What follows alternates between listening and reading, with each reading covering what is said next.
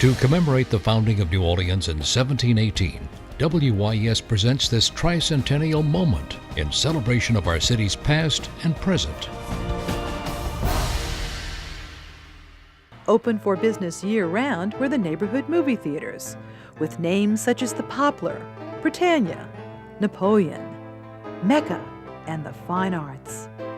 We went to the Fine Arts a lot. It was the neighborhood theater. It was one we could go to and walk to or get a quick ride to. And I remember seeing High Society there with Bing Crosby and Louis Armstrong. That was great. That was wonderful. We also went to the Britannia, which was probably the fanciest one, and that was the first theater that I ever went to as a kid.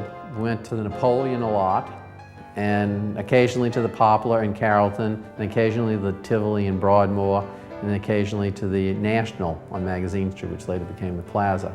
They each had their interesting characteristics. The Napoleon had that incredible Art Deco front, and the front and all of Napoleon was very modern, and the inside was very antique.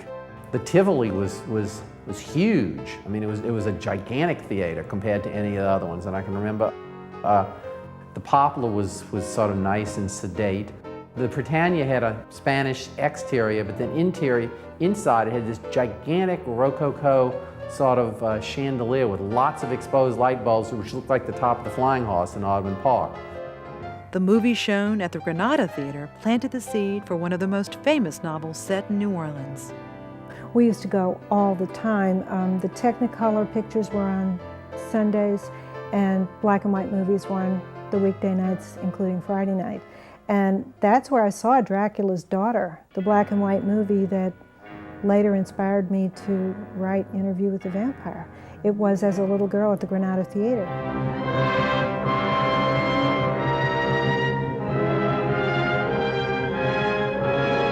So I loved going there, and I went there for years and have very, very, very vivid memories. I remember the woman behind the candy counter.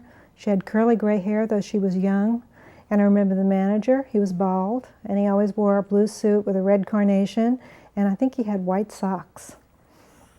That's pretty clear memory. Yeah, I remember him walking up and down the aisles trying to make the boys behave. Again, it's always the boys that misbehave, just like at St. Alphonsus, the boys were noisy. Well, they misbehaved in the Granada Theater.